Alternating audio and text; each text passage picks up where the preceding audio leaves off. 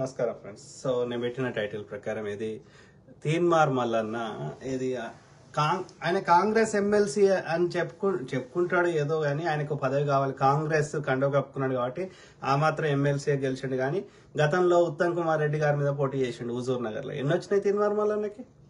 ఆయన Congress కండవ కప్పుకోకుండా BJP కండవ కప్పుకోను, BRS కండవ కప్పుకోను, లేకపోతే అప్పుడు కోదండరామ్ సార్ పార్టీ టీజేఎస్ కండవ కప్పుకోను, లేకపోతే ఇండిపెండెంట్ పోటీ చేసో ఒక్క ఎమ్మెల్సీ గాని ఎమ్మెల్యే గాని ఇంకోటి గాని గెలవమనండి చూద్దాం.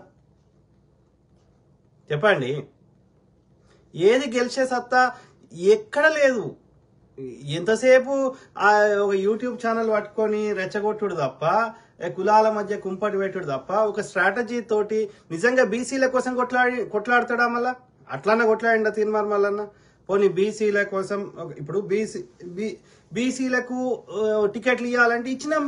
కాంగ్రెస్ ప్రభుత్వము ఏది జిహెచ్ఎంసీ ఎన్నికలలో అందరు బీసీలకు ఇచ్చినాం. ఎంతమంది గెలిచారు? ఒక్కరు కూడా గెలవలే. రాజకీయాలలో గెలవాలంటే అర్ధబలం అంగబలం అంటే డబ్బులు కావాలి. అట్లనే నీకు ఏమంటారు, ఈ పోయిన ఏదైనా పని చెప్తే చేయడానికి కావాల్సిన నలుగురు ఉండాలి. అది రక్షించడానికి కానీ ఇది పంచడానికి కానీ ఇంకోటి కానీ అంటే అర్ధబలం అంగబలం ఇవి ఉండాలి. ఎక్కడున్నాయిరా బీసీల దగ్గర? లేనే లేవు. ఇప్పుడు ఎస్సీ రిజర్వేషన్ ఎత్తేసి, ఎస్టీ రిజర్వేషన్ ఎత్తేసి జనరల్ కేటగిరీ కింద పోటీ చేయమనండి ఎస్సీలను ఎస్టీలను. ఒక్కడు గెలవాడు. అట్లనే సిమిలర్లీ బీసీ అంటే బ్యాక్వర్డ్ అంటే వెనుకబడ్డం అంటే అర్థమైంది మాకు. అదే ఇప్పుడు అగ్రకులాలు అందరు ధనవంతులు, అందరూ సేమ్ అంటలేను, కానీ మెజారిటీ వాళ్ళు ఏది అన్ని రకాలుగా స్ట్రాంగ్ ఉన్నారు అగ్రకులాలలో. కాబట్టి వాళ్ళని తట్టుకొని నువ్వు గెలిచే స్థాయి నీకు లేదు కాబట్టి నీకు రిజర్వేషన్ అనేది పెట్టిండ్రు. ఆ సమన్యాయ నువ్వు కూడా వాళ్ళ స్థాయికి రీచ్ కాలేని పరిస్థితి, పోటీని తట్టుకునే పరిస్థితి నీకు లేదు కాబట్టి, నీకు ఆ రిసోర్సెస్ లేవు కాబట్టి నీవు ఆ ఎదగడానికి అవసరం అని చెప్పి నీకు రిజర్వేషన్ ఇవ్వడం జరిగింది. అర్థమైందా? సో కాబట్టి ఇక్కడ బీసీలకు సమన్యాయం కావాలంటే మనం జనరల్ కేటగిరీ కింద బీసీలకు టికెట్లు ఇస్తే ఒక్క బీసీ కూడా గెలవడు. ఇది ఎన్నోసార్లు మనకి అనుభవపూర్వకమైంది. కాబట్టి బీసీలలో కొద్ది మంది ఏది అర్ధబలం అంగబలం ఉన్న వాళ్ళు గెలిచిండ్రు. బీర్లాయలన్న గెలిచిండు, కొండా సురేఖమ్మ గెలిచింది. కానీ ఏళ్ల మీద లెక్క పెట్టవచ్చు. కాబట్టి దీనికి పరిష్కారం ఏంది? బీసీ బిల్లు పెట్టాలి. ఎవడు పెట్టాలి? రాష్ట్రంలో కాంగ్రెస్ ప్రభుత్వం పెట్టదు కదా, అది కేంద్ర పరిధిలో ఉన్నది కదా. మరి పెట్టుమానండి. రాహుల్ గాంధీ గారు కొట్లాడుతున్నారు. కాంగ్రెస్ బేషరతుగా ఎలాంటి కండిషన్స్ లేకుండా మద్దతు ఇస్తాం. మోడీ గారిని బీసీ బిల్లు పెట్టమనండి. అట్లనే పాస్ అయిన మహిళా బిల్లుని ఇంప్లిమెంట్ చేయమనండి. జనాభా లెక్కలు 2011లో చేసిర్రు, 2021 చేయాలి, 2025 అవుతుంది, 4 ఏళ్లు దాటింది. చేయమనండి జనాభా లెక్కలు మోడీ గారిని. దేశమంతటా కులగన్న ఏమనండి. ఎవడొద్దనరా? కాంగ్రెస్ ఆపుతుందా? కాంగ్రెస్ ఏమని కొట్లాడుతున్నది? చెయ్యరు ముండా కొడుకులు. ఒక్క బీజేపీ పాలిత రాష్ట్రంలో కులగణన లేదు, దేశమంతటా జనగణన లేదు. అర్థమైందా? ఇదే మందకృష్ణ ఏది రాష్ట్రంలో డప్పులు కొడతాడంట, దేశమంతా ఎందుకు కొట్టవయ్యా? కేంద్ర ప్రభుత్వంలో వర్గీకరణ వద్దా? మిగతా రాష్ట్రాల్లో వద్దా? బీజేపీ పాలిత రాష్ట్రాల్లో వద్దా? అంటే ఎక్కడ కాంగ్రెస్ ప్రభుత్వం ఉంటే అక్కడ కయ్యం పెట్టాలి, చిచ్చు పెట్టాలి. ఎందుకోసం? వీళ్ళ చిల్లర రాజకీయం కోసం. ఇదే తీన్మార్ మల్లన్న ఏనాడు మోడీ గారిని బీసీ బిల్లు పెట్టమని కొట్లాడిండు? చెప్పండి. ఏనాడు ఇదే తీన్మార్ మల్లన్న దేశం అంతటా బీజేపీ పాలిత రాష్ట్రాల్లో కులగన్న ఏమని చెప్పి కొట్లాడిండు? చెప్పండి. అట్లనే ఇవాళ అసలు కాంగ్రెస్ ప్రభుత్వం ఎప్పుడన్నా ఊహించినమా? ఇదే కేసీఆర్ గారు ఉన్నప్పుడు అరెస్టులు చేసుడు తప్ప, ఎవడన్నా ధర్నా చౌకులు ఎత్తేసిండు తప్ప ఒక నిరసన తెలపనిచ్చిర్రా? మనం గ్రామ సభలు పెడుతున్నాం, ప్రజల అభిప్రాయాన్ని తీసుకుంటున్నాం కదా, ప్రజల్ని భాగస్వామ్యులను చేస్తున్నాం. ఇలా కాంగ్రెస్ లో ఉన్నన్ని ఏది బీసీ ఎస్టీలకు వచ్చినన్ని పదవులు బీజేపీలో కానీ బీఆర్ఎస్ లో వచ్చినాయా? ఇలా కాంగ్రెస్ కి రాష్ట్ర స్థాయిలో పిసిసి ప్రెసిడెంట్ ఎవరు? మహేష్ కుమార్ గౌడ్. ఎవరు? గౌడ్, బీసీ. అర్థమైందా? ఇవాళ ఉప ముఖ్యమంత్రి గారు ఎవరు? బట్టి విక్రమార్క గారు, దళిత్, ఎస్సీ. అట్లనే బోర్డులలో అనేక బోర్డులలో బీసీ ఎస్సీ ఎస్టీలో ఎక్కువ శాతం ఉన్నారు. అది కాకుండా మంత్రులు సీతక్క ఎవరు? ఎస్టీ. అర్థమైందా? దామోదర్ రాజ నరసింహ ఎస్సీ. అట్లా మీరు తీయండి. అట్లా బీజేపీలో బీఆర్ఎస్లో పేర్లు చెప్పండి నాకు. రాజస్థాన్లో గెలిస్తే బీసీ ముఖ్యమంత్రి చేస్తా అన్నాడు, తెలంగాణలో గెలిస్తే బీసీ ముఖ్యమంత్రి చేస్తా అన్నాడు, అస్సాంలో గెలిస్తే బీసీ ముఖ్యమంత్రి చేస్తా అన్నాడు. తెలంగాణలో వాళ్ళు గెలవలేదు, రాజస్థాన్లో గెలిచిర్రు, అదేవిధంగా అస్సాంలో గెలిచిర్రు. ఎవరిని చేసిర్రు? బాపనోని ముఖ్యమంత్రి చేసిర్రు, బ్రాహ్మణ్ని ముఖ్యమంత్రి చేసిర్రు. ఇది వాడు బ్రాహ్మణుల పార్టీ. పోనీ బీఆర్ఎస్ కి ఒక బీసీని లేకపోతే ఎస్సీని బీఆర్ఎస్ కి అధ్యక్షుని ఏమని చూద్దాం. కాంగ్రెస్ పార్టీ ఎట్లయితే మహేష్ గౌడ్ కుమార్ గౌడ్ బీసీని చేసిందో అట్లనే బీఆర్ఎస్ పార్టీకి అధ్యక్షుడిని ఒక బీసీనో ఎస్సీనో ఏమని చూద్దాం దమ్ముంటే. సభ మీదకి వస్తే ఎస్సీని నీడం దాల్గనీయలే కేసీఆర్. దమ్ముంటే చేయండి రా. ఇక బీజేపీలో కాక మొత్తం 99% ఇప్పటికి 90% లేదా 99% బీజేపీని స్థాపించిన ఎవరు? మహోపాధ్యాయ. ఎవరు? బ్రాహ్మణుడు. వాజ్పేయి బ్రాహ్మణుడు. అర్థమైందా? ఇక ఆర్ఎస్ఎస్ స్థాపించిన ఆయన ఎడ్గేవాకర్ బ్రాహ్మణుడు. గాంధీని చంపినటువంటి నాథూరామ్ గాడ్సే బ్రాహ్మణుడు. అట్లా నువ్వు ఎవరినైనా తీసుకో. నడ్డా బ్రాహ్మణుడు, అద్వానీ బ్రాహ్మణుడు. అది బ్రాహ్మణుల పార్టీ. నేను చెప్తలేను, ఏదో కాంగ్రెస్ పార్టీ యొక్క అభిమానంతో నేను తప్పు చెప్తున్నా అనుకుంటే, బీజేపీ యొక్క official spokes person Muralidhar Rao అనేటోడు చెప్పిండు, హమారా ఏక్ జై మే బ్రాహ్మణి హై, దూసరా జై మే బనియా హై. వాళ్ళ పార్టీ వాళ్ళే అధికారికంగా ఒప్పుకుంటున్నారు. ఇది వాస్తవం కూడా. మోడీ బనియా, అమిత్ షా బనియా. చెప్పండి, ఎవరు ఆపుతున్నారు? కాంగ్రెస్ అడ్డుపడుతుందా? మీరు ఏదైనా బిల్లులు తేగలుగుతారు, ట్రిపుల్ తలాక్ తేగలుగుతారు, రైతుల మీద యొక్క నల్ల చట్టాలు తేగలుగుతారు, ఏదైనా మాకు మద్దతు ఉంది, మాకు మెజారిటీ ఉంది అని ఏమైనా చేయగలిగినప్పుడు బీసీ బిల్లు పెట్టడానికి ఎవడు ఆపుతున్నాడు? ఎవడు అడ్డుపడుతున్నాడు? అదే తీన్మార్ మల్లిగా పెట్టుమార్ మోడీ గారిని మేము మద్దతు ఇస్తామని చెప్తున్నాం కదా. బీజేపీ పాలిత రాష్ట్రాల్లో ఎస్సీ వర్గీకరణ చేయండి, కులకరణ చేయండి, అక్కడ కూడా బీసీలకు రావాల్సిన వాటాలు ఇవ్వండి. మేము అప్రిషియేట్ చేస్తాం, మేము పాలాభిషేకాలు చేస్తాం. దమ్ముందా? చేయనిస్తాడా బ్రాహ్మణుడు? ఎక్కడ కాంగ్రెస్ ప్రభుత్వం ఉంటే అక్కడ ఇబ్బంది పెట్టాలి. అయితే కాంగ్రెస్ నాయకులు సిబిఐ ఈడీ అని బెదిరించే నాళ్ళు తీసుకోవాలి. వాళ్ళకి అవన్నిటికి లొంగకపోతే కయ్యం పెట్టాలి. కులాల మధ్యలో మతాల మధ్యలో కయ్యం పెట్టాలి. మాల మాదిగల మధ్యలో కొట్లాడ పెట్టాలి. ఈడ విశ్వ బ్రాహ్మణులు, పద్మ బ్రాహ్మణులు, ఇంకోటని వర్గీకరణ చేసేసి కులాల మధ్యలో కుంపడి పెట్టాలి. ఒక strategy. Teenmar Mallanna, I'm requesting on behalf of entire Telangana public, or around 3.5 or 4 crores Telangana population, I am requesting, if you are really honest and fighting for the justice for BCs, బీసీలకు సమన్యాయం జరగాలని నీకు నిజంగా ఆత్మ లోపల ఉంటే మోడీ గారిని బీసీ బిల్లు అని కొట్లాడు. అది మేక్ సెన్స్. అప్పుడు నీకు చట్టబద్ధత కల్పిస్తే ఎస్సీలకు ఎస్టీలకు ఎట్లయితే ఇవాళ చట్టసభల్లో వాళ్ళు ఒక 15%, వీళ్ళు ఒక 7% ఉన్నట్టు బీసీలు కూడా వాళ్ళ 37%, 42% ఎంత అంగీకరిస్తే బీసీ బిల్లు ప్రకారం అంతమంది ఇలా అసెంబ్లీలో ఉంటారు, పార్లమెంట్ లో ఉంటారు. అట్లనే మహిళలకు కూడా 33%, 1/3 మహిళలు కూడా ఉంటారు. Welcome them. ఎవడాపుతున్నారా? మేమే కొట్లాడుతున్నాం కదా. ఇక్కడ రాష్ట్ర ప్రభుత్వము చేయగలిగినాయని కేంద్రంలో రాహుల్ గాంధీ గారు కొట్లాడుతున్నారు. ఎవరు ఆపుతున్నారు? ఎవరు ఆపుతలేరు. అప్పుడు కూడా అంబేద్కర్ గారు యొక్క హిందూ కోడ్ బిల్లును పెడితే ఎవరు వ్యతిరేకించారు? కాంగ్రెస్ పార్టీ కాదు. ఈ మనువాదాన్ని పెంచి పోషించిన బ్రాహ్మణులే. అంబేద్కర్ గారు గుళ్ళలకు వస్తుంటే అడ్డుపడ్డదవరు ఇదే బ్రాహ్మణులు. ఎస్సీలను గుళ్ళలకు రానియాలని అని పెద్ద ఉద్యమం చేసిండు మహారాష్ట్రలో. అట్లనే అక్కడ ఏది అందరు తాగే నీళ్లు బాయిల కాడ ఎస్సీలను కూడా రానియాలి, గుళ్ళకు రానియాలని మస్తు యుద్ధం కొట్లాడితే అడ్డుపడ్డదవరు ఇదే బ్రాహ్మణులు. ఆ సమాజంలో పేరుకుపోయిన చెత్త. అట్లనే ఇక్కడ మెయిన్ గా నేను పెట్టిన టైటిల్ ఏంది? మున్నూరు కాపు. పక్క రాష్ట్రంలో మున్నూరు కాపోళ్ళు అక్కడ కాపు అంటారు, మున్నూరు తలిగారు. కాపు లేదా బలిజా అంటారు. ఎవరు? ఇలా చిరంజీవి కాపు, అట్లనే ఆయన యొక్క పవన్ కళ్యాణ్ కాపు, ఆ ముద్రగడ పద్మనాభం కాపు. అక్కడ ఓసీలు. తెలంగాణలో కూడా మెజారిటీ పేదోళ్ళు ప్రతి కులంలో ఉంటారు. బ్రాహ్మణులలో ఉంటారు, వెల్మలలో ఉంటారు, రెడ్డిలలో ఉంటారు, లేకపోతే ఈ యొక్క మున్నూరు కాపులలో ఉంటారు. కానీ మెజారిటీ కంపేర్ చేసినప్పుడు ఈ అగ్ర కులాలలో ఎక్కువ మంది లేరు. పేదోళ్ళు తక్కువ మంది ఉన్నారు, బలిసిన ఎక్కువ మంది ఉన్నారు. అర్థమైందా? మున్నూరు కాపోళ్ళు నిజాం కాలంలో కూడా అన్ని పదవులు అనుభవించారు. ఇలా పటేల్ అని రాసుకుంటారు వెనకాల. కొన్ని నగరాలల్లో ముస్లిమ్స్ పటేల్ అంటే భూములు జాగాలు కొలిసేది, లేకపోతే భూ రికార్డులు మెయింటైన్ చేసేటోళ్ళు. భూ రికార్డులు మెయింటైన్ చేసేటోళ్ళు కరణాలు ఉండేటోళ్ళు, కొలిసేటోళ్ళు ఏమో ఈ పటేల్ ఉండేటోళ్ళు. అందుకే వాడు పటేల్ అని పెట్టుకుంటాడు వెనక తోక. మీరు చూడండి, ఓకే. పటేల్ అనేది ఒక పదవి, అది కులం కాదు, ఓకే. కానీ మున్నూరు కాపోలే తీసుకున్నారు పటేల్ పదవులని. కొద్ది మంది నగరాలలో యొక్క ముస్లిమ్స్ తప్ప పోలీస్ అధికారులలో ఎక్కువ మంది ఈ యొక్క మున్నూరు కాపోలే ఉన్నారు. ఇప్పటికి కూడా ఏ వ్యాపారాలు తీసుకున్నా మున్నూరు కాపోలు ఉన్నారు. అంత పర్సనల్ ఇవ్వాలి. పొన్నాల లక్ష్మయ్య 2 సార్లు మంత్రిగా పనిచేసిండు, పిసిసి అధ్యక్షుడిగా పనిచేసిండు, 1000 కోట్లకు ఆస్తులకు పడగబెట్టున్నాడు మున్నూరు కాపు. ఇలా బండి సంజయ్ మున్నూరు కాపు 1000 కోట్లకు అధిపతి ఉన్నాడు.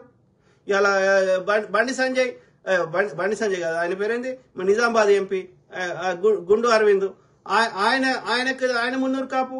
వాళ్ళ నాయన డి శ్రీనివాస్ పిసిసి అధ్యక్షుడిగా పనిచేసిండు. ఏం చెప్తున్నా అంటే ఈ మున్నూరు కాపులు బలిసినలో ఉన్నారు. అప్పుడు టీడీపీలో అల్లాడి రాజ్ కుమార్ మున్నూరు కాపు. పోలీస్ మళ్ళీ బీడీలో వచ్చేది, బీడీల ఫ్యాక్టరీది ఎవరు, మున్నూరు కాపు. మున్నూరు కాపులు పేదోళ్ళు తక్కువ, చాలా తక్కువ. ఈ వాళ్ళు నాకు చెప్పిన ప్రకారం ఏంటంటే తండ్రి కాపు, తల్లి మున్నూరు అంటే అనేక కులాల వారు అని అర్థం. ఆయన కల్తీ అయిందని చెప్తున్నారు. తండ్రి కాపు గాని తల్లి ఆ యొక్క ఏ కులమైన అంటే వాళ్ళు ఎవరితోటైనా సంగమం చేసిర్రు, కనిపించిన స్త్రీని వదలలేదు అని అర్థం. దాని అర్థం నాకు చెప్పింది మున్నూరు కాపోలే, ఓకే. ఆ స్టోరీ. సో ఏది ఏమైనా ఏమంటున్నా అంటే మున్నూరు కాపోలు బలిసినోళ్ళే ఉన్నారు, బ్యాక్వర్డ్ లేరు, వెనుకబడి లేరు.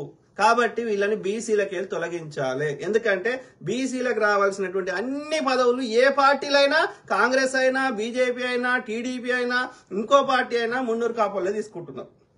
మీరు రాసి పెట్టుకోండి. తీన్మార్మల్లన్న మున్నూరు కాపు. ఏది ఆయన ధర్మబద్ధంగా ఏనాడు సంపాదించింది లేదు. 200 కోట్ల ఆస్తికి పడగలెత్తిండు. ఎక్కడి నుంచి ఉన్నాయి? ప్రత్యేకంగా విమానం కొనుక్కుంటా అని చెప్పిండు. నేను ఎన్ని ఖర్చు పెట్టైనా గెలుస్తా అని చెప్పిండు. టికెట్ ఇమ్మని అడిగిండు. ఏది మన యొక్క పాలమల్లారెడ్డి దగ్గర పోటీ చేస్తా అని వాడిని బెదిరించి 5 కోట్లు వసూలు చేసిండు. ఆయన తీన్మార్ వల్ల సంపాదించి ఎట్లా సంపాదించిండు? అది జర్నలిజం అయినా సరే జర్నలిజం చేస్తలేడు ఆయన. ఈ రాజకీయం అయినా రాజకీయం చేస్తలేడు. వాడిని మీద బెదిరియాలి, బ్లాక్ మెయిల్ చేయాలి, కోట్లు సంపాదించాలి. 200 కోట్లకు అధిపతి మున్నూరు కాపు ఆయనంట బీసీ అంటే వెనకబడ్డాడంట. ఎవరికి చెప్తున్నారా నీతులు?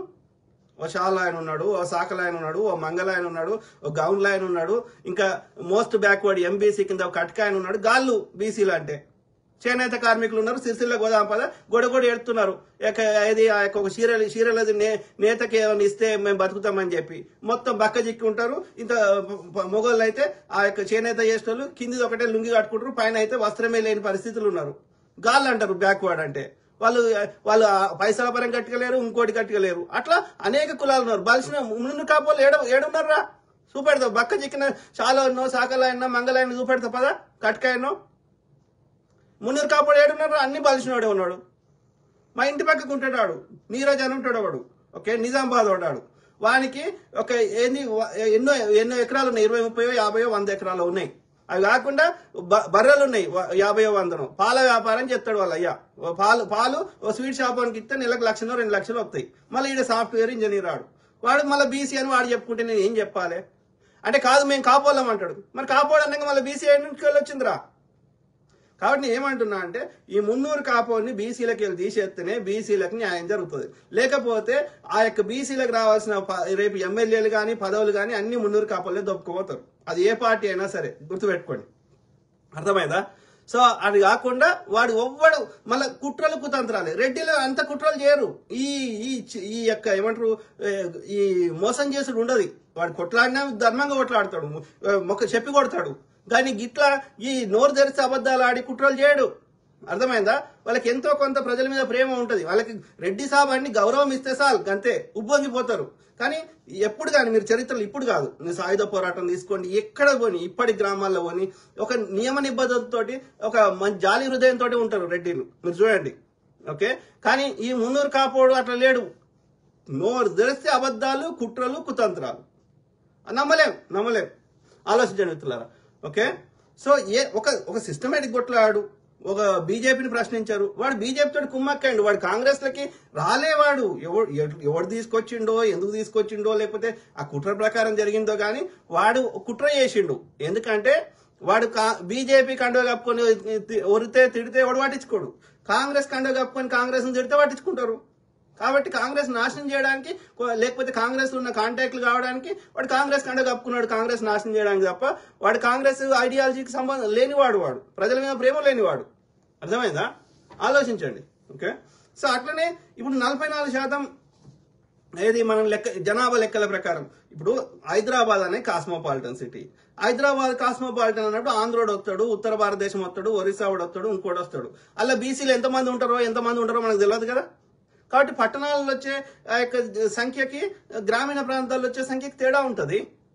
ప్లస్ ఇప్పుడు అన్ని మతాల వారు ఉంటారు కదా, ఇది ముస్లిమ్స్ ఉంటారు, క్రిస్టియన్స్ ఉంటారు, అన్ని ఉన్నప్పుడు అందులో బీసీలు మరి ఇది ఎట్లా కౌంట్ అవుతుంది? ఓవరాల్ జనాభానా, హిందువుల జనాభానా? అయినా 44% అనేది ఇట్ లుక్స్ అక్యురేట్. అదేమి నాకేం తప్పుగా అనిపిస్తలేదు. ఎందుకంటే నేను గతంలో మనం జనాభా లెక్కలు దేశమంతా చేసినప్పుడు కూడా వాళ్ళు చెప్పిన ప్రకారం ఆంధ్రప్రదేశ్ లో కానీ తెలంగాణలో 50% బీసీలు ఉన్నారు, బీహార్ లో 62% ఉన్నారు, ఛత్తీస్గఢ్ లో 45% ఉన్నారు, గుజరాత్ లో 40% ఉన్నారు, జార్ఖండ్ లో 46%, కర్ణాటకలో 55%, కేరళలో 65%, మధ్యప్రదేశ్ లో 41%, మహారాష్ట్రలో 33%, మణిపూర్ లో 52%, ఒడిస్సాలో 33%, పుదుచ్చేరి అంటే పాండిచ్చేరిలో 77%, రాజస్థాన్ లో 47%, సిక్కిం లో 50%, తమిళనాడులో ఎక్కువ శాతం ఉన్నారు, 76% ఉన్నారు, ఉత్తరప్రదేశ్ లో 54%, దాద్రా నగర్ అండ్ డయ్యూ డామన్ లో 37%, హర్యానాలో 28%, హిమాచల్ ప్రదేశ్ లో 17%, అండమాన్ లో 18%, అరుణాచల్ ప్రదేశ్ లో ఈ గిరిజన ప్రాంతాలు ఉండే ఉన్నాయి కదా, ఈశాన్య ప్రాంతాలు, అందులో తక్కువ ఉంటారు, గిరిజనులు ఎక్కువ ఉంటారు, లేకపోతే ఈ కన్వర్టెడ్ వాళ్ళు ఎక్కువ ఉంటారు. అరుణాచల్ ప్రదేశ్ లో 2.8, దాద్రా నగర్ హవేలీలో 4.4, జమ్మూ అండ్ కాశ్మీర్ లో 11%, లక్షద్వీప్ లో 0.7%, మేఘాలయ మిజోరాంలో 1.2, 1.6%, పంజాబ్ లో 16%, ఉత్తరాఖండ్ లో 18%, వెస్ట్ బెంగాల్లో, పశ్చిమ బెంగాల్లో 8.7% ఉన్నారు. ఓకే, బీసీలు. సో కాబట్టి కొన్ని రాష్ట్రాల్లో తక్కువ ఉన్నారు, కొన్ని రాష్ట్రాల్లో ఎక్కువ ఉన్నారు, కొన్ని రాష్ట్రాల్లో యావరేజ్ ఉన్నారు. సో ఓవరాల్ దేశం అంతా కలిపితే 44% ఉన్నారు. సో ఇక్కడ తెలంగాణలో 44% అంటే అదేమీ నాకు ఆశ్చర్యం అనిపిస్తుంది. అది మొత్తం జనాభాలో హిందువులలో అన్ని సపరేట్ చేయలేదు, హిందూ బీసీలను సపరేట్ చేయలే కదా. సో కాబట్టి నీకు ఏడ నొప్పి అయిందిరా? అయినా ఏదో ఒకటి చేయండి రా. ఫస్ట్ అయితే ఎంతో కొంత 42% అయినా రాని, 50% క్యాప్ ఎత్తేస్తాడా మోడీ గారు? మన ఈడబ్ల్యూఎస్ కింద 10% ఇచ్చిండు.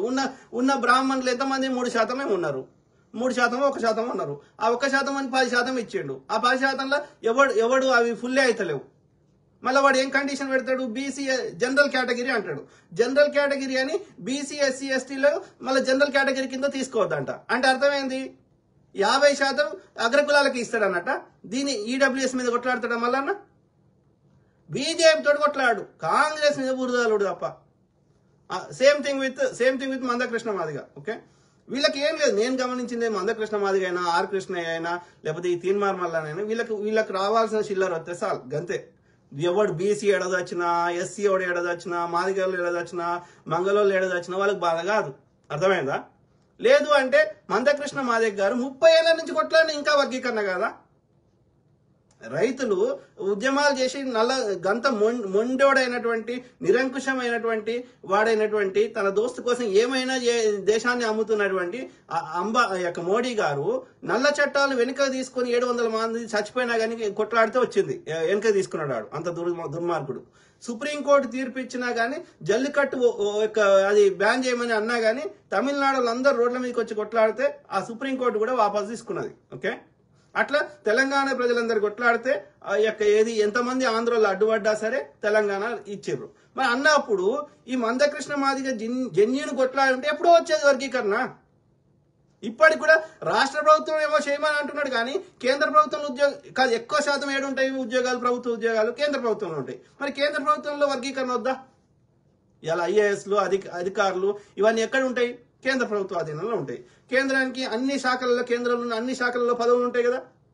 మరి అక్కడ కేంద్ర ప్రభుత్వంలో వర్గీకరణ వద్దా? చెప్పండి. పోనీ బీజేపీ పాలిత రాష్ట్రాల్లో ఎక్కువ మంది దళితులు అక్కడే ఉన్నారు. బీజేపీ పాలిత రాష్ట్రాల్లో అది పంజాబ్ కావచ్చు, ఉత్తరప్రదేశ్ కావచ్చు, ఇంకోటి కావచ్చు. మరి అక్కడ వద్దా? అక్కడ వర్గీకరణ వద్దా? అక్కడ సమన్వయం వద్దా? ఒక స్ట్రాటజిక్ రాజ్యాంగంలో మార్పులు చేయొద్దా? ఒక అమెండ్మెంట్ చేయొద్దా? ఇప్పుడు సుప్రీంకోర్టు తీర్పు ఇచ్చింది, గతంలో ఇంకో రకంగా తీర్పు ఇచ్చింది, రేపు పొద్దుగాల మళ్ళీ సుప్రీంకోర్టు ఇంకో తీర్పు ఇస్తుంది. నువ్వు రాజ్యాంగంలో చట్టం చేసినావు అనుకో, ఇప్పుడు బీసీ వర్గీకరణ చేసినట్టు ఎస్సీ వర్గీకరణకు చట్టం చేసినావు అనుకో ఒక యూనిఫామ్ దేశం అంతటా, ఇంకా అప్పుడు సుప్రీంకోర్టు రాజ్యాంగంలో ఉన్నదాన్ని పాటించాలి తప్ప దానికి వ్యతిరేకంగా చేయలేదు. ఇప్పుడేం చేస్తున్నారు, గతంలో ఒక రకంగా తీర్పు ఇచ్చింది సుప్రీంకోర్టు, రాజ్యాంగంలో ఉన్నదాన్ని మార్చలేదు సుప్రీంకోర్టు. రాజ్యాంగాన్ని అందరూ పాటించేటట్టు చూసేదే సుప్రీంకోర్టు అయినా పోలీసు వ్యవస్థ అయినా, అంతేగాని రాజ్యాంగంలో ఉన్నదానికి వ్యతిరేకంగా సుప్రీంకోర్టు తీర్పు ఇవ్వలేదు. అన్నప్పుడు నువ్వు రాజ్యాంగంలో మార్పు చేయి, అమెండ్ చేయి, ఎస్సీ వర్గీకరణకి చట్టం చేయి, అయిపోయింది కదా. కొట్లాట ఎక్కడిది మరి? ఇదే మందకృష్ణ మాది కొట్లాడతాడా? బీసీ బిల్లు పెట్టమని కొట్లాడరు, ఎస్సీ వర్గీకరణ ఏమని కొట్లాడరు. ఎలాంటి పవర్స్ లేనటువంటి రాష్ట్ర ప్రభుత్వం మీద ఇబ్బంది పెడతారు. మన మిగతా బీజేపీ పాలిత రాష్ట్రాలు అడుగుతారా? అడగరు. కానీ కాంగ్రెస్ ప్రభుత్వాన్ని ఇబ్బంది పెట్టాలి, ఒక స్ట్రాటజిక్ గా ఒక సిస్టమేటిక్ గా కొట్లాడతారా? కొట్లాడరు. బీసీలకు సమన్యాయం కావాలంటే ఒకటే ఒక మార్గం, బీసీ బిల్లు పెట్టడం ఏకైక మార్గం. అంతకు మించి మనము ఆ బీసీ చట్టబద్ధత కల్పించకుండా బీసీలకు టికెట్లు ఇస్తే ఒక్క బీసీ గెలవడు. ఇది ఎన్నోసార్లు ప్రూవ్ అయింది. అట్లా ఇవ్వము. అర్ధబలం అంగబలం ఉన్నవానికే ఇస్తాం. నువ్వు ఎస్సీలకు ఎస్టీలకు ఎట్లయితే రిజర్వేషన్ చట్టబద్ధత కల్పించినావో బీసీలకు కలిపి మోడీ, అప్పుడు తప్పకుండా బీసీలకు ఎంత పర్సెంటేజ్ చట్టబద్ధ ప్రకారం ఉందో అంత ప్రకారం ఇస్తాం. లేకపోతే బీర్ల ఐలన్న లాంటి వాళ్ళకు, కొండా సురేఖమ్మ లాంటి వాళ్ళకు, అర్ధబలం అంగబలం ఉన్న వాళ్ళకి టికెట్లు ఇస్తాం బీసీలకి, అంతే తప్ప శాతగాన వాళ్ళకి ఇయ్యం. చట్టబద్ధత చేయిస్తాం. అప్పుడు ఏమవుతుంది, బీసీకి మధ్యలో కొట్లాడవుతుంది. కాబట్టి అప్పుడు బీసీకి వెళ్తాడు ఏ పార్టీ అయినా సరే. నువ్వు చట్టబద్ధత కల్పించినంతవరకు చేయడు. అయినప్పటికీ కాంగ్రెస్ సాధ్యమైనంత వరకు బీసీ ఎస్సీ ఎస్టీలకు ఉన్నత పదవులు ఇచ్చే ప్రయత్నం చేస్తున్నది, వాళ్ళని అప్లిఫ్ట్ చేసే ప్రయత్నం చేస్తుంది. ఆ క్రమంలో బీజేపీ అధ్యక్షుని బీసీనో ఎస్సీనో చేయమనండి, రాష్ట్ర స్థాయిలో అయినా. మున్నూరు కాపోడు బీసీ కాదు, ఓకే, కేంద్ర స్థాయిలో ఆయన ఒక్కడు ఉండే బండారు లక్ష్మణ్ ఉంటే ఈ దళితుని కింద ఎందుకు పనిచేయాలని చెప్పి ₹1,00,000 తెగల్కా కేసు అని చెప్పి ఇరికిచ్చి ఆయన దింపేయించారు. చేయమనండి. ఇప్పుడు మల్లికార్జున ఖర్గే గారు కాంగ్రెస్ పార్టీకి అధ్యక్షుడు కేంద్ర స్థాయిలో, చేయమనండి బీజేపీకి కేంద్ర స్థాయిలో అధ్యక్షుడిని. ఎందుకుంటాడు బాబనాడు? నడ్డా చెప్తారా ఎవడన్నా? ఒకసారి కాదు, ఇప్పుడు ఆర్ఎస్ఎస్ కి ఎంతమంది ఎన్నేళ్ళైంది ఆర్ఎస్ఎస్ పెట్టి 100 ఏళ్ళు అయింది. ఇప్పటి వరకు ఒక రజ్జుబాయ్ అనేటువంటి తప్ప అందరు బ్రాహ్మణులే. ఎడ్గేవాకర్, గోల్వాల్కర్, మోహన్ భాగవత్, ఇంకో 2 పేర్లు మర్చిపోయిన మధ్యలో. సో అందరు బ్రాహ్మణులే. మళ్ళీ ఎన్నికలు జరగవు. ఒక్కొక్కటి 30 ఏళ్ళు ఉంటాడు. గోల్వాల్కర్ 30 ఏళ్ళు ఉన్నారు ఆర్ఎస్ఎస్ కి అధ్యక్షుడిగా. ఇప్పటికి బీజేపీ ఆర్ఎస్ఎస్ లో 90% మంది నిర్ణయం చేసే వాళ్ళందరూ బీజేపీ బ్రాహ్మణులే. వాడు మాట్లాడతాడా? మన 400 వస్తే రాజ్యాంగం ఎత్తేస్తా అన్నాడు. మోడీకి పార్లమెంట్ సాక్షి అంటాడు. బీసీ ఎస్సీ ఎస్టీలకు పదవులు ఇస్తే ఏమైతుందంట, వాళ్ళు పనిచేయరంట. ఆ యొక్క స్థర్గిరిత అంటే ఆ యొక్క పదవులకి ఉన్న విలువ పోతుందంట.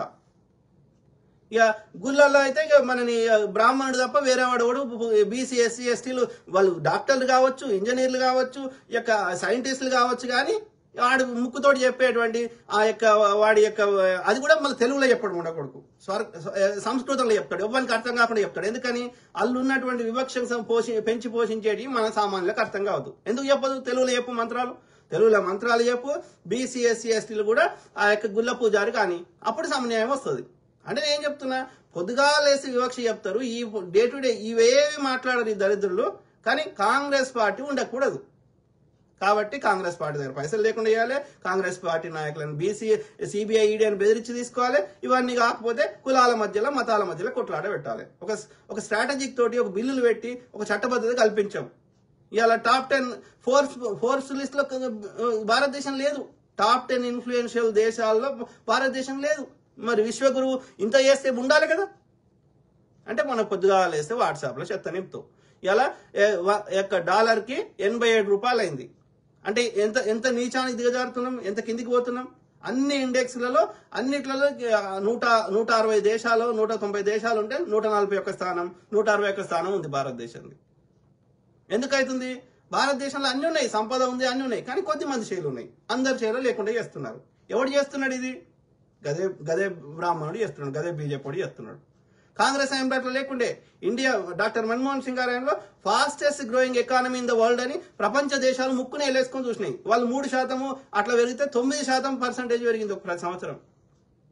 ఇలా మళ్ళీ రివర్స్ అవుతుంది. 80 కోట్ల మందికి నేను దొడ్డు రేషన్ బియ్యం ఇచ్చిన అంటే దొడ్డు రేషన్ బియ్యం ఓడి తింటాడు, పేదోడు తింటాడు అంటే 80 కోట్ల మందిని నేను పేదోని చేసిన అని అఫీషియల్గా ఒప్పుకుంటున్నాడు బహిరంగంగా మోడీ గారు. ఇది పరిస్థితి.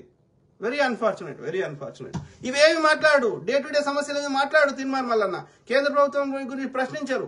రాష్ట్రాన్ని మాత్రం వాడు 3 నెలలు 6 నెలలు ఏడాది కాకముందే తిట్టే తిట్టుడు ఏడాదికెళ్ళి వస్తాయరా పైసలు. వాడు 8 నెలలు ఈ ఏడాదిలో ఎన్ని పైసలు వస్తాయి అని పైసలు పబ్లిక్ లో పెట్టిండు కదా, అన్ని చూపెడుతుంది కదా లెక్క. వాడు 11 ఏళ్ళలో ఏంది, వాడు 10 ఏళ్ళలో ఏంది, ఒక ఏడాదిలో అన్నీ అయిపోతాయారా? తెలంగాణ ప్రజలు 5 ఏళ్ళు ఇచ్చారు, 5 ఏళ్లలో ఏం చేసినామో అన్ని లెక్క సహా పత్రం చూపెడతాం. ఓకే, ఓపిక పట్టాలి. దరిద్రం అండా కొడుకులు మంచి ఏరు చేష్టల మీద పొద్దుగా లెస్తబులు తగులుతారు. మల్లారెడ్డి బొమ్మిరెడ్డి ఈ బ్రదర్ బీఆర్ఎస్ కు సపోర్ట్ చేస్తాడు, ఆయన చదువుదాం. మీరు ఎలక్షన్ ముందే కాంగ్రెస్ వాళ్ళకి చెప్పినారు పైసలు ఖర్చు పెట్టేటోడు దమ్మున్నోడు ఎవరికైనా టికెట్ ఇవ్వండి. Correct brother.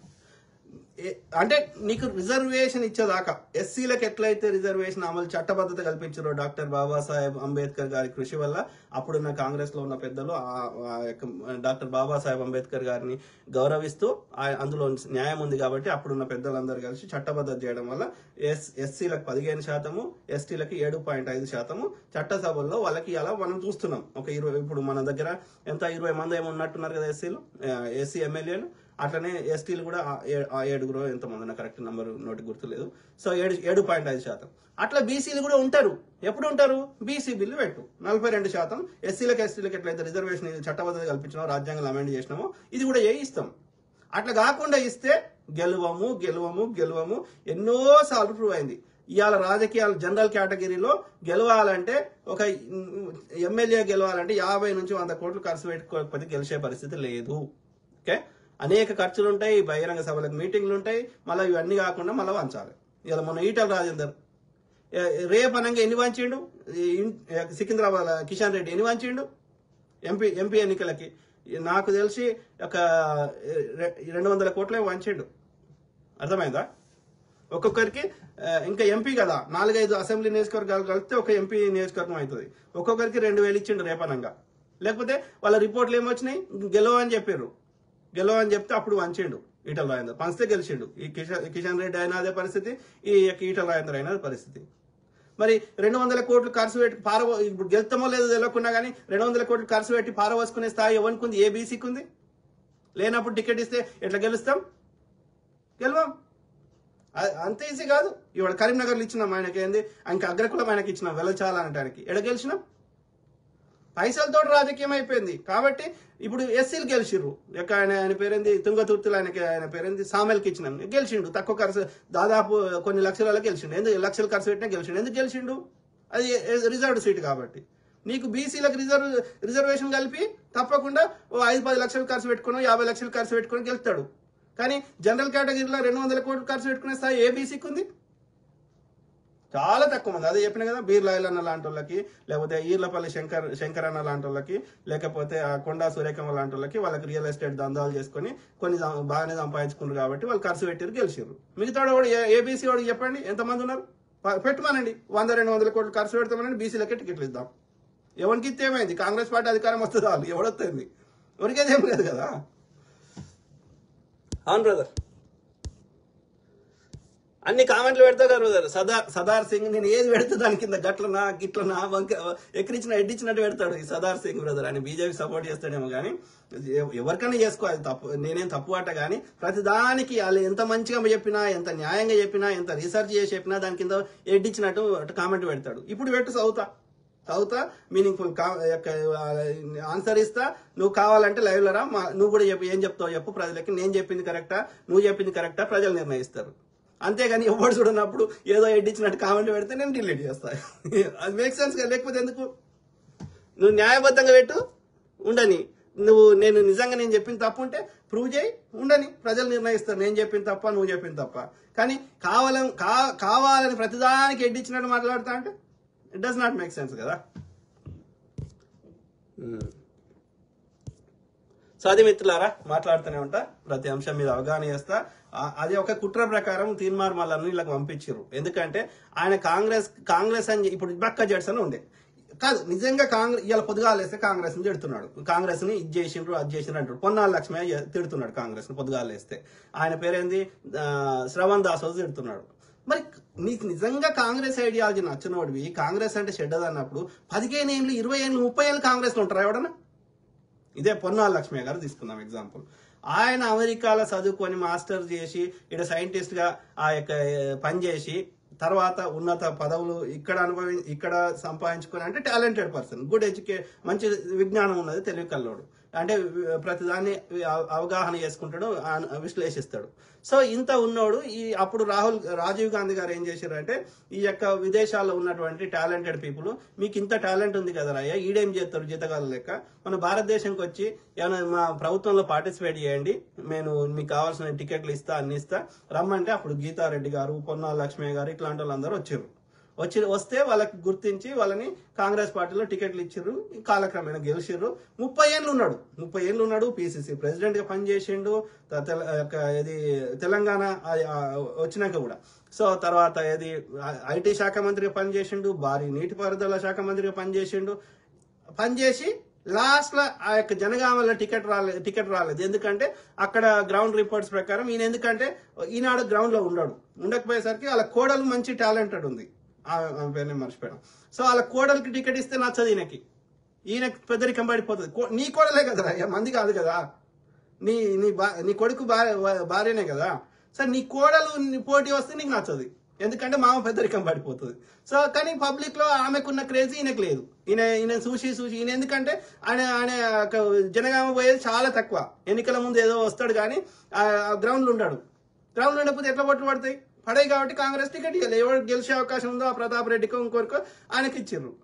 ఇక నన్ను కాదని, ఇంత సీనియర్ నాయకుని కాదని, తోటమట్ట కాదని, నాకు ఇవ్వలేదని బీఆర్ఎస్ పార్టీలోకి పోయిండు. అర్థమైందా? ఉంటే కాంగ్రెస్ రేపు కేంద్రంలో వస్తేనో ఇప్పుడు ఉంటేనో ఏదో ఒకటి వేరే పదవిని ఇచ్చేటోళ్ళు, ఎమ్మెల్సీ ద్వారా కూడా మంత్రి చేసేటోళ్ళు కదా.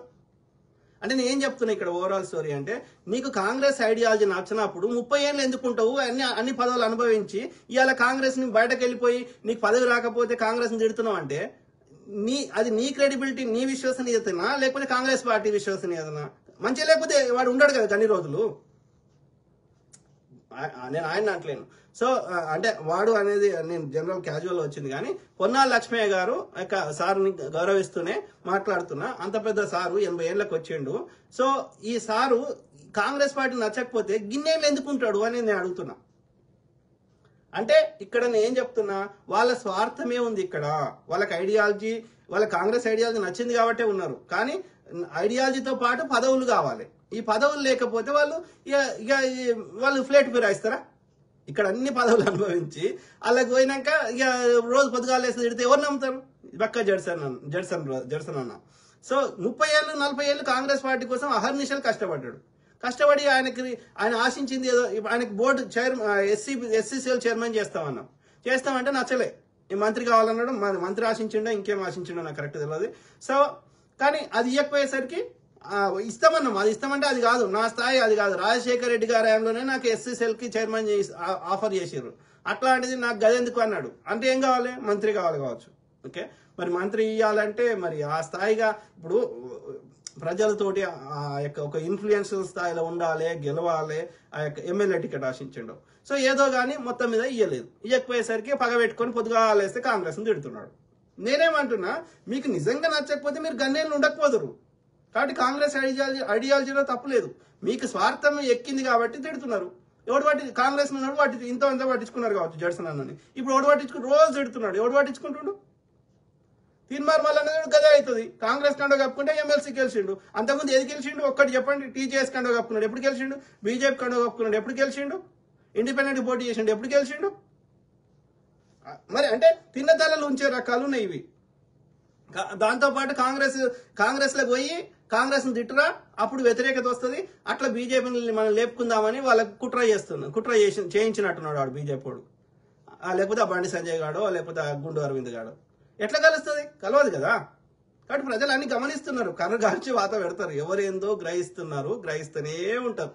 ఓకే, ఎవరి లోపల నిజాయితీ ఉందో, ఎవరు వాళ్ళకి మంచి చేస్తారనిపిస్తే వాళ్ళు పట్టం కడతారు. వాళ్ళకి అందుబాటులో ఉండి వాళ్ళకి మంచి చెడు పట్టించుకొని అది వాళ్ళ డబ్బులు, వాళ్ళు పొద్దుగాలేస్తే శ్రమించి కష్టపడి వాళ్ళు కొనుక్కునే ఉప్పు పప్పు మీద వాళ్ళు ట్యాక్సులు కడితే, లేకపోతే వాళ్ళ యొక్క ఇన్కమ్ ట్యాక్స్ లో ఇంకో ట్యాక్స్ లో కడితే, వాళ్ళు కొనుక్కున్న వస్తువు ఇంపోర్ట్ ట్యాక్స్ అంటే ఇంపోర్ట్ ట్యాక్స్ కడితే, పెట్రోల్ మీద పెట్రోల్ పోయించుకుంటే అది ట్యాక్స్ కడితే, అవి ప్రజల డబ్బులు ఎవరు సద్వినియోగపరుస్తున్నారు, ఎవరు దోసుకుంటున్నారు అనేది వాళ్ళకి తెలియదా? చూస్తలేరా? సో కాబట్టి తప్పకుండా ఎవరు మంచిగా చేస్తారనిపిస్తే వాళ్ళకి పట్టం కడతారు. మీరు ఎన్ని కుట్రలు చేసినా, ముఖ్యంగా దక్షిణాదిలో అయితే అసలే నమ్మరు. ఎందుకంటే ఇక్కడ ఉన్న వాళ్ళు చాలా చైతన్యం గల ప్రజలు. ఓకే, అది ఎన్నోసార్లు ప్రూవ్ అయింది. ఇది ఒక ఫస్ట్ టైం కాదు. ఇప్పుడు ఇదేం ఫస్ట్ టైమా? సాయుధ పోరాటం తెలంగాణలోనే వచ్చింది, రాడికల్స్ నక్సలైట్ ఉద్యమం ఇది వచ్చింది, భూదాన ఉద్యమాలు వచ్చినాయి. ఎందుకు వస్తాయి? ఇక్కడ చైతన్యం ఎక్కువ ఉన్నది కాబట్టి, అన్యాయాన్ని భరించరు కాబట్టి, అన్యాయం చేసుకొని తన్ని ధర్మేసిర్రు. That will continue. అందుకే దక్షిణాదిలో బీజేపీ కూడా వస్తలేడు. తమిళనాడు రమ్మని చూద్దాం, కేరళలో రమ్మని చూద్దాం, కర్ణాటకలో కులాల మధ్యలో కొట్లాట పెట్టి ఒకసారి వచ్చిండు, మళ్ళా రమ్మన్. బీజేపీ పాలనలో ఎంత 40% కమిషన్ తీసుకున్నారు, కర్ణాటకని అన్ని రకాల ఇబ్బంది పెట్టిర్రు, ప్రతిసారి పేపర్ లీక్లు అయ్యేటి, అవన్నీ భరించలేక మళ్ళీ కాంగ్రెస్ కోటేసిర్రు, మళ్ళా రమ్మన్. ఉత్తరాదిలో కూడా రాకపోతుండే. ఆ కాంగ్రెస్ నాయకులని సిబిఐడి బెదిరించి కొనుక్కొని ఆడ మోసం చేసి, ఈవీఎంల ద్వారా మోసం చేసి వస్తున్నాడు తప్ప ఆడ కూడా చాలా రాష్ట్రాలు రాలేడు. ఏమంటున్నారు brother? Usman hello sir, good and important points, very well explain. Thank you brother. Thank you to all my brothers, sisters, friend, everyone. ప్రతి అంశం మీద పూర్తిగా రీసెర్చ్ చేసి దాని గురించి పూర్తి అవగాహనతోటి సామాన్యులకు అర్థమయ్యే భాషలో మాట్లాడడానికి నా శతవిధాల ప్రయత్నం చేస్తా. ఎందుకంటే ప్రతి విషయం అర్థమైతే నేను ఒక్కరిని కొట్లాడాల్సిన అవసరం లేదు, మనందరం కొట్లాడతాం. ఓకే, కాబట్టి ముచ్చట అర్థమయ్యేటట్టు చెప్పడం నా బాధ్యత. కాబట్టి నేను చేస్తూనే ఉంటా. ఓకే, సర్వే జన సుఖినో భవంతు. God bless all. Take care. Good night. By.